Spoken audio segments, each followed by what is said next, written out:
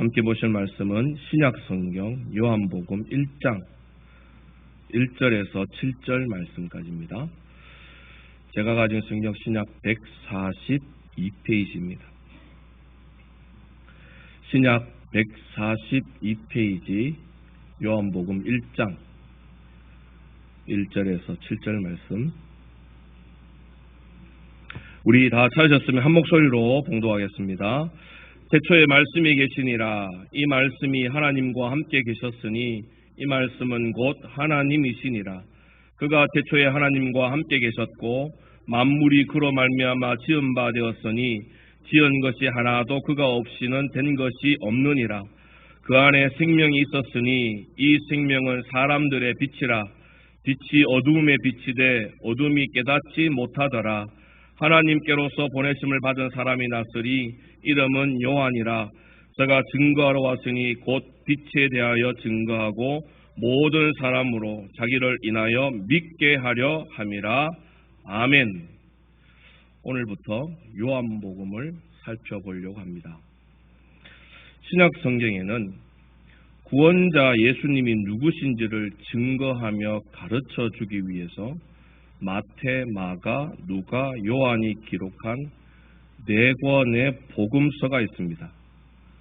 그런데 4권의 복음서가 공히 예수님의 생애와 이적과 기적의 행적과 그리고 가르침과 교훈, 종국에는 온 인류를 구원해 주시는 하나님의 아들이신 예수님에 대해 기록하고 있지만, 그럼에도 3권은 공간복음이라고 하는 이름으로 나머지 1권과 그 궤를 달리하는 것으로 신학자들은 구분을 짓고 있습니다.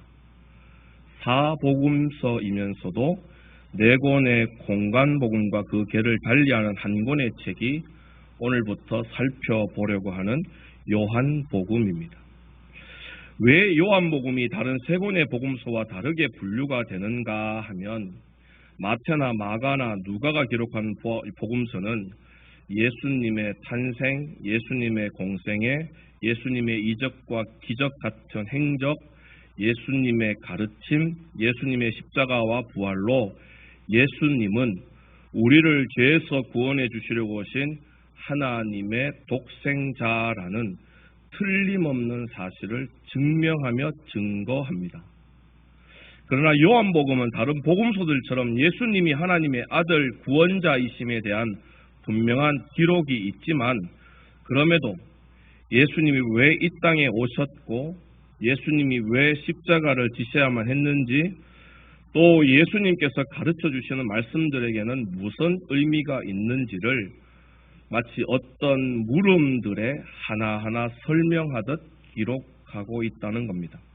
다시 말해 공간복음이라고 분류가 되는 3권의 복음서는 예수님은 구원자이시다라는 것을 여러 가지 행적들로 직접 증명하고 선포하고 있다면, 요한복음은 예수님이 왜 우리의 구원자가 되시는지를 아무것도 모르는 그 누구에게 설명하고 이해시키는 것을 목적으로 하고 있는 것입니다.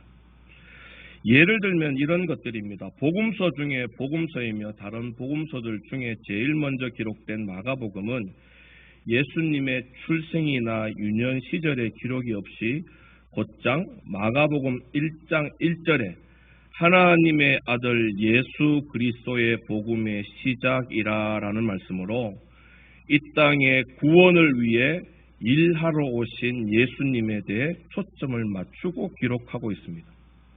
그래서 마가복음에는 예수님은 하나님의 아들이시지만 하나님께서 명령하신 구원의 복음을 이루어내시는 종으로 많이 표현하고 있고, 또 복음을 위해 종으로 일하고 계시기 때문에 즉시라고 하는 단어가 마가복음에 많이 등장합니다.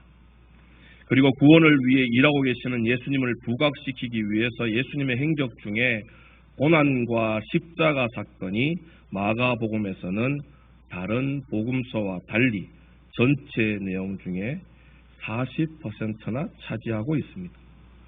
이렇듯 마가복음은 하나님의 명령으로 구원의 사역을 감당하러 오신 예수님을 사실적으로 그리고 직접적으로 증거하고 있는 것입니다.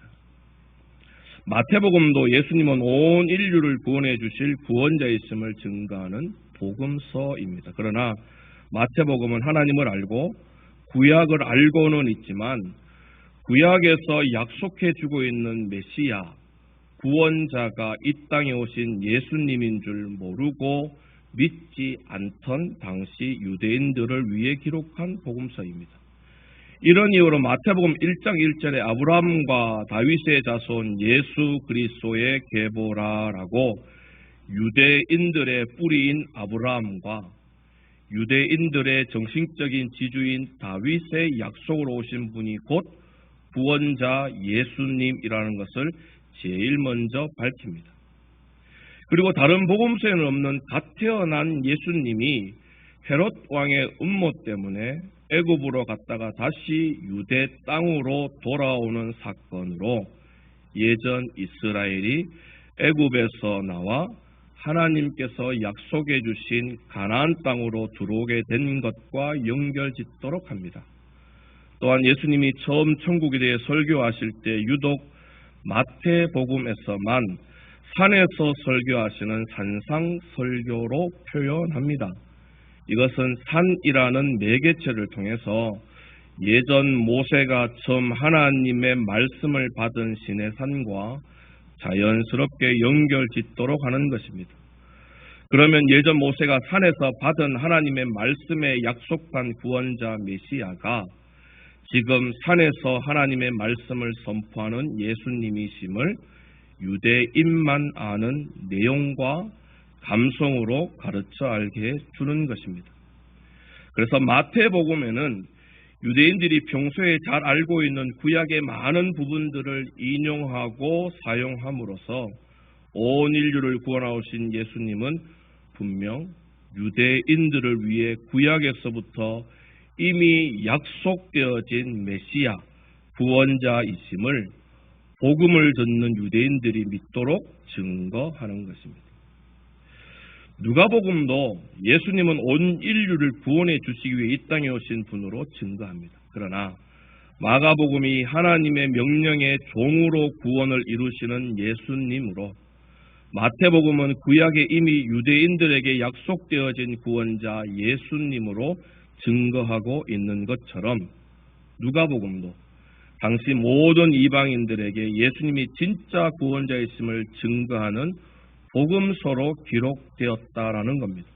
그 증거가 누가복음 1장 3절에 그 모든 일을 근원부터 자세히 미루어 살핀 나도 데오빌로 각하에게 차례대로 써 보내는 것이 좋은 줄 알았노니라며 당시 하나님도 모르고 구약도 모르던 이방인이었던 로마의 데오빌로라고 하는 관리에게 구원자 예수님에 대해 하나부터 열까지 처음부터 자세히 가르칠 목적으로 누가복음을 썼다라는 겁니다. 그래서 마태복음은 모든 유대인들이 이해하는 아브라함과 다윗의 계보를 이어져 내려오는 족보로 시작하지만 누가복음은 누구나 이해할 수 있도록 지금부터 우리가 믿을 예수님으로 시작해서 창조주 하나님께까지 올라가는 족보로 설명합니다. 그리고 유대인들은 산에서 전해지는 것이 하나님의 말씀으로 이해하기 때문에 유대인들을 위한 마태복음에서는 예수님이 산에서 하나님의 말씀을 설교하는 것으로 기록했지만 누가복음은 산이 주는 의미를 이방인들은 잘 모르기 때문에 누가복음 6장 17절에 예수께서 그들과 함께 내려오사 평지에 서시니라고 하는 설교하는 장소를 평지라고 밝히는 것입니다. 또한 마태복음 7장 24절에서 25절을 보면 그러므로 누구든지 나의 이 말을 듣고 행하는 자는 그 집을 반석 위에 지은 지혜로운 사람 같으리니 비가 내리고 창수가 나고 바람이 불어 그 집에 부딪히되 무너지지 아니하니 이는 주추를 반석 위에 놓은 까닭이요라고 유대인들은 구약에서 이미 배워 알고 있는 율법이라고 하는 반석 위에 약속의 구원자 예수님을 주추, 즉 기둥으로 세우기만 하면 온전한 집으로 믿음이 완성되는 것으로 설명합니다. 그러나 이방인들을 위한 복음서인 누가복음은 누가복음 6장 47절에서 48절을 보면 내게 나와 내 말을 듣고 행하는 자마다 누구와 같은 것을 너에게 보이리라. 집을 짓되 깊이 파고 주추를 반석 위에 놓은 사람과 같으니 큰 물이 나서 탕류가 그 집에 부딪히되 잘 지어졌기 때문에 능히 요동하지 못하게 하였거니라 라고 처음 듣는 천국의 말씀인 예수님의 가르침을 듣고 우리 삶에 깊이 파는 수고로움과 열심이 더해져야 세상 가운데 흔들리지 않는 온전한 믿음의 집을 세울 수 있다 가르쳐 주는 것입니다. 그러므로 누가복음은 온 인류를 구원하러 오신 예수님을 처음 접하는 이방인들에게 어떻게 하면 잘 증거할 수 있을까에 초점을 두고 이방인들이 쉽게 이해할 수 있는 단어와 내용으로 자세하게 구원자 예수님을 설명하며 증거해 주는 것입니다. 이렇듯 마태나 마가나 누가는 오로지 하나님의 아들로 오신 예수님이 온 인류를 구원할 구원자로서 마땅히 행하실 일들을 하나하나 사실 그대로 기록함으로써 우리를 영원한 생명으로 구원해 주실 분은 오직 예수님 한 분밖에 없다는 복음을 증거해 주고 있는 것입니다. 그래서 구원을 이루기 위해서 행하시고 일하시는 예수님이라는 공통된 관점으로 쓴 복음서라고 해서 마태, 마가, 누가 복음의 세 권을 공간 복음이라고 하는 것입니다.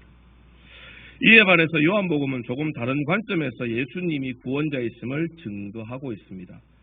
사도 요한이 요한복음을 기록한 목적을 오늘 본문은 이렇게 밝히고 있습니다. 요한복음 1장 7절입니다. 그가 증언하러 왔으니 곧 빛에 대하여 증언하고 모든 사람이 자기로 말미암아 믿게 하려 함이라. 여기서 그는 앞에 6절에서 하나님께 부름받은 요한입니다.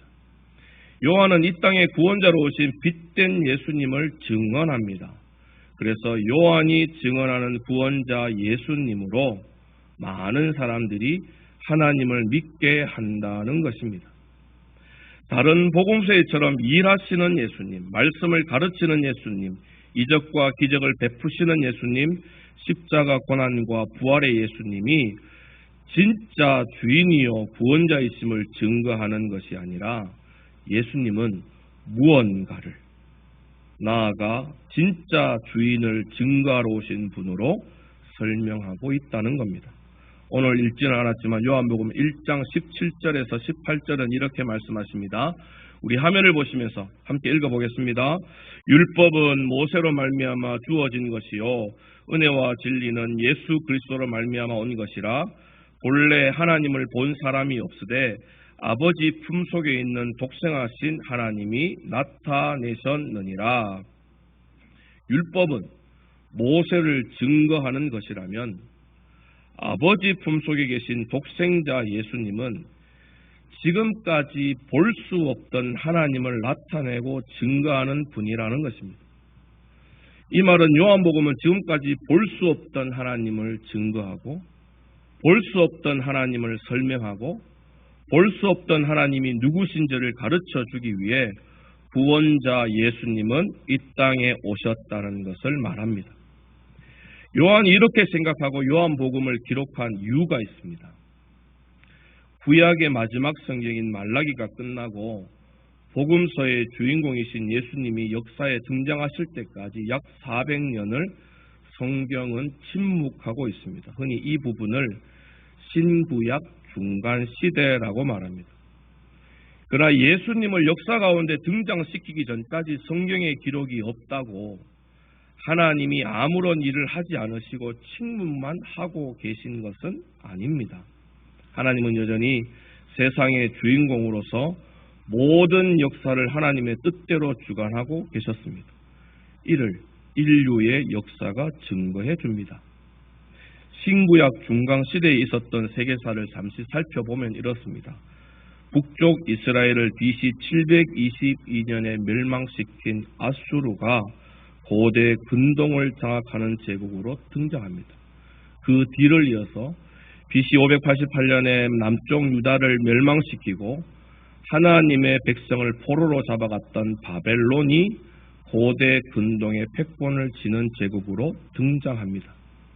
그리고 얼마 못 되어서 성경에는 메데 바사, 세계사적으로는 페르시아가 바벨론을 멸망시키고 고대 근동의 패권을 장악하는 제국으로 등장하게 됩니다.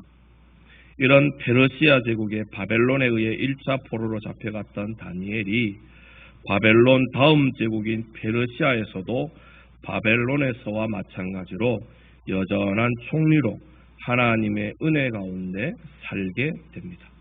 그런데 이런 다니엘이 바벨론 총리로 있을 때 하나님은 꿈으로 환상을 보게 해주시는데 그 환상의 모습이 다니엘서 7장 1절에서 3절입니다. 우리 화면을 보시면서 함께 읽어보겠습니다. 바벨론 벨살살 왕 원년에 다니엘이 그의 침상에서 꿈을 꾸며 머릿속으로 환상을 받고 그 꿈을 기록하며 그 일의 대략을 진술하니라. 다니엘이 진술하여 이르되 내가 밤에 환상을 보았는데 하늘에 네 바람이 큰 바다로 몰려 불더니 큰 짐승 넷이 바다에서 나왔는데 그 모양이 각각 다르더라. 다니엘이 꿈에 큰 짐승 넷이 바다에서 나오는 것을 환상으로 보게 되었다라는 겁니다. 다니엘이 본 그 큰 짐승 넷 중에 첫 번째 짐승이 다니엘 7장 4절에 기록된 이런 모습의 짐승입니다. 이 짐승은 지금 다니엘을 포로로 잡고 있는 바벨론 제국을 상징합니다. 그리고 꿈에 다니엘이 보았던 네 짐승 중에 두 번째 짐승은 다니엘서 7장 5절에 등장하는데 이런 짐승입니다.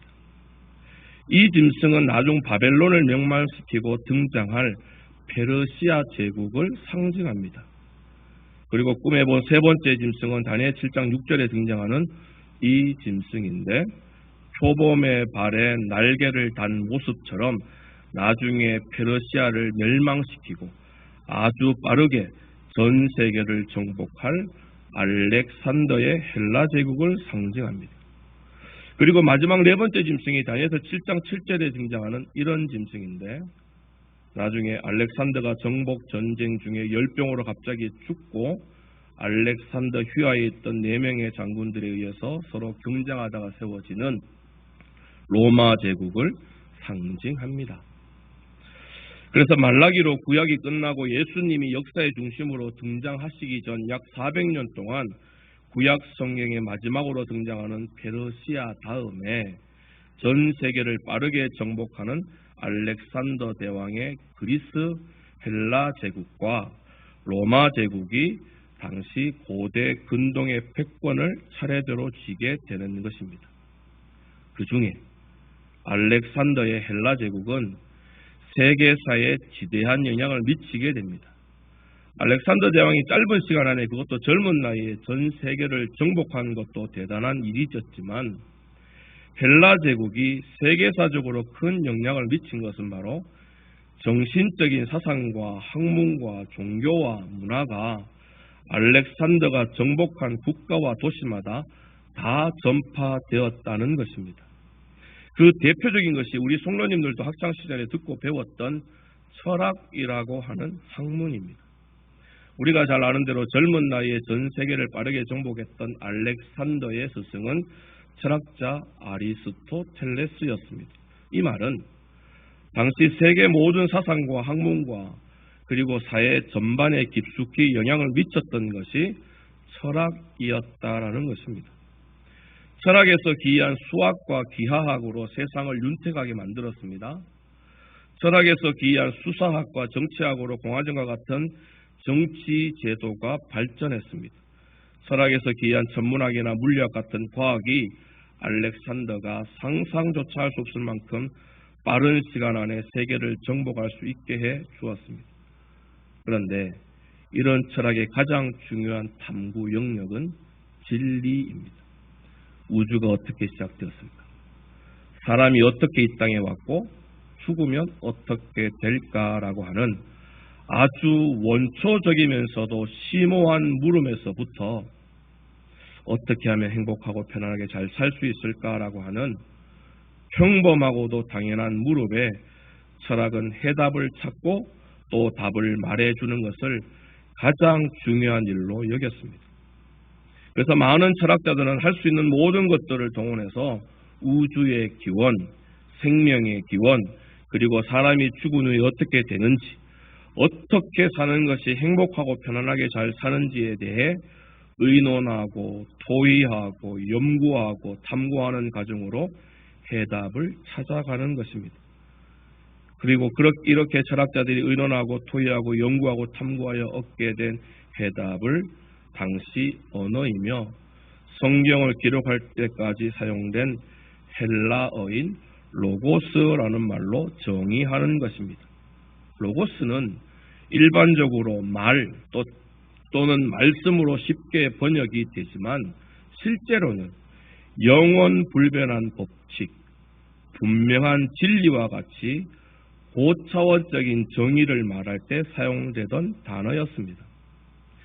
그래서 철학자들이 로고스라고 설명하고 로고스라는 말로 결론을 맺으면 당시 모든 사람들은 그들의 말을 세상을 살아갈 지혜인 진리로 여기며 살게 되는 것입니다. 이런 철학적 생각의 체계와 흐름이 헬라 제국에서 시작되어져서 지금 요한이 예수님을 증거하고 있는 로마 제국에까지 그대로 이어져 왔던 것입니다.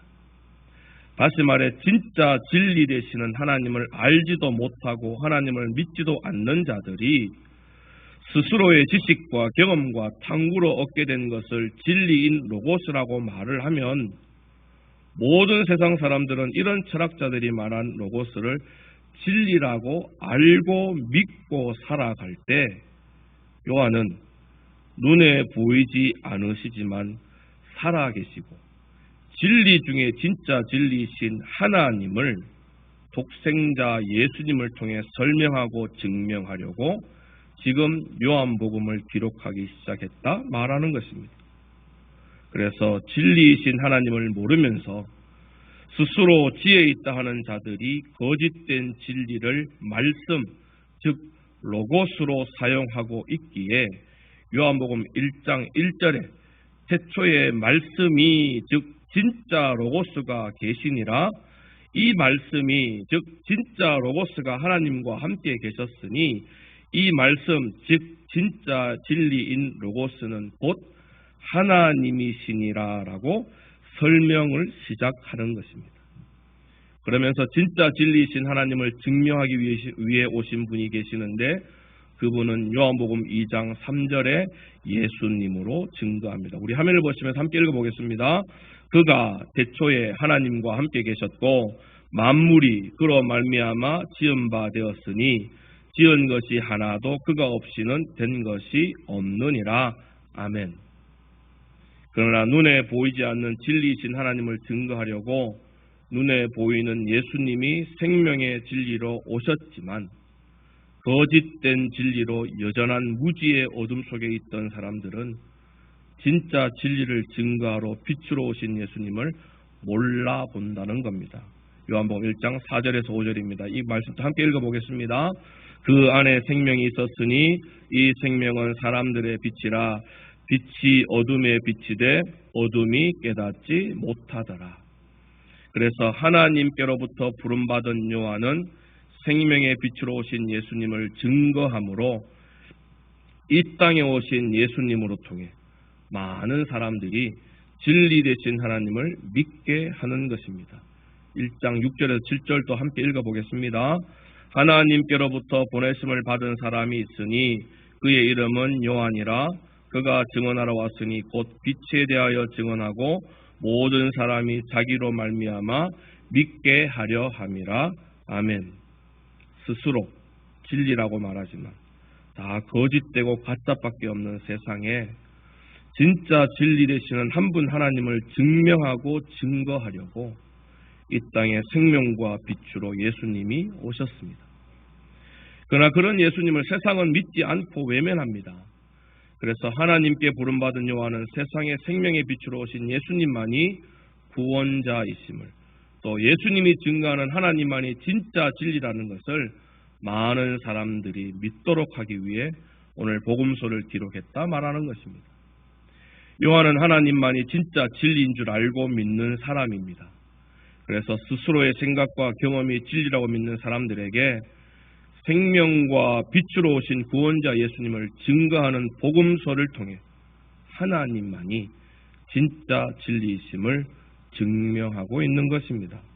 그러므로 이런 요한복음의 처음을 함께 시작하는 저와 우리 성도님들은 지금도 세상의 수많은 것들을 스스로 진리라고 알고 믿고 살아가는 사람들에게 요한과 같이 이 땅에 생명과 빛으로 오신 예수님을 잘 믿는 것으로 하나님만이 진짜 진리이심을 증명해내는 귀한 사명자로 살아가야 하는 것입니다. 바울은 에베소 4장 21절에서 24절로 이렇게 권면합니다. 우리 화면을 보시면서 함께 읽어보겠습니다. 진리가 예수 안에 있는 것 같이 너희가 참으로 그에게서 듣고 또한 그 안에 가르침을 받았을진데 너희는 유혹의 욕심을 따라 썩어져가는 구습을 따르는 옛사람을 벗어버리고 오직 너희의 심령이 새롭게 되어 하나님을 따라 의와 진리의 거룩함으로 지으심을 받은 새 사람을 입으라. 예수님 당시 헬라 철학이 말하는 진리가 진짜 진리인 줄 알고 살아가는 사람들처럼 오늘날에도 이렇게 살면 행복하게 살 수 있어. 이렇게 하면 건강하게 살 수 있어. 이렇게 하면 모든 사람들이 부러워할 성공된 삶을 살 수 있어. 이렇게 하면 죽음도 생명으로 바꿀 수 있어 말하는 세상의 거짓된 진리의 유혹 앞에 예수님 알지 못하던 옛 사람들처럼 흔들리지 말고 예수님만 믿는 새 사람답게 오직 진리 되신 하나님 한 분만 증명하고 증거해 내어야 하는 것이 요한처럼 오늘날에 살아가는 믿음 있는 자의 사명인 것입니다. 고린도후서 2장 15절에도 우리는 구원받은 자들에게나 망하는 자들에게나 하나님 앞에서 그리스도의 향기니라고 진리 되신 하나님과 구원을 이루어 주신 그리스도의 향기를 나타낼 사명이 있다 분명히 가르쳐 주십니다. 그리고 이런 사명을 세상은 지금도 잘 감당하고 있는지 우리를 지켜보고 있다는 것입니다. 그래서 바울도 우리가 진짜 진리 되신 하나님과 구원자 예수님만을 증명하고 증거해야 될 사명자인 것을 우리가 늘 만나는 관계 가운데 이루라 가르쳐 주십니다. 그것이 에베소서와 골로새서에서 가르쳐 주고 있는 인생에서 만날 수 있는 가장 대표적인 관계, 부부와의 관계, 부모와 자녀와의 관계, 그리고 상정과 종의 관계로 설명해 줍니다. 내가 남편이면 아내 사랑하기를 그리스도께서 교회를 사랑하시고 그 교회를 위하여 자신을 주신 같이 사랑하는 모습으로 하나님과 예수님만이 진리라는 것을 믿는 자답게 증명해야 합니다. 내가 아내이면 남편이 아내의 머리됨이 그리스도께서 교회의 머리됨과 같은 줄 알고 언제나 남편에게 복종하기를 죽게 하듯 하는 모습으로 하나님과 예수님만이 참된 진리이시라는 것을 믿는 자답게 증명해야 합니다. 또 내가 부모이면 사랑하는 자녀들을 세상의 거짓된 진리로 야단치고 뭐라 하고 혼내는 것으로 노엽게 하는 것이 아니라 오직 진리이신 하나님의 말씀으로 양육하고 훈계하는 것으로 하나님만이 또 예수님이 진리이심을 증명해야 합니다. 내가 자녀이면 눈에 보이지 않으시지만 하나님만이 진리이시라는 것을 눈에 보이는 부모님을 잘 섬기고 공경하는 것으로 증명해야 합니다. 내가 상전, 세상에서 앞선 자이면 종, 세상에서 아랫사람들에게 사람을 외모로 취하지 아니하시고 죄인인 우리를 하나님의 자녀로 대접해 주시는 진짜 상전이 하늘에 계심을 알기에 하나님처럼 의와 공평으로 모든 일을 대하는 모습으로 진리 되신 하나님을 증명해야 합니다. 내가 종, 아래 사람이면 하나님을 두려워하는 마음으로 상전, 앞선 자들에게 예수님이 하나님께 순종하듯 행함으로 내가 믿는 하나님이 참된 진리이심을 증명해 내어야 하는 것입니다. 사랑하는 성도 여러분, 우리가 살아가는 이 세상은 이미 모든 수단을 동원해서라도 진리 대신 하나님을 믿지 않기로 작정하고 또 믿지 못하게 합니다. 그래서 진리이신 하나님의 존재, 참된 하나님의 말씀, 영원한 하나님의 능력을 전부 세상에 거짓된 것으로 바꾸어 놓고서는 그렇게 하나님 대신 바꾸어 놓은 것 자신들의 것을 진리라고 말하는 것입니다. 건강도, 행복도, 소망도, 종국에는 영원한 생명도 스스로 다스리고 누릴 수 있다라며 거짓된 것을 진리라고 지금도 우리와 같은 성도들에게 유혹합니다. 이런 거짓된 세상 속에 오늘 요한은 생명과 빛으로 오신 예수님을 진리 되신 하나님을 증명하는 분으로 소개하고 있습니다. 그러니 예수님만 믿고 하나님 아버지만 참된 진리임을 알고 믿는 저와 우리 성도님들도 오직 진리는 하나님 한 분밖에 없음을 믿음 있는 삶으로 증거하는 믿음의 귀한 증인들로 서야 하는 것입니다. 이것이 예수님이 영원한 생명을 주시면서까지 악하고 어그러진 세대를 살아가는 성도들에게 믿음 있는 마땅한 사명이라 말씀하십니다. 수많은 거짓된 세상의 진리 속에서라도 하나님만이 진리이심을 예수님만 잘 믿는 믿음으로 증명하고 증거하셔서 요한처럼 칭찬받고 복받는 믿음의 귀한 증인들이 다 되어주시기를 주님의 이름으로 간절히 소망합니다.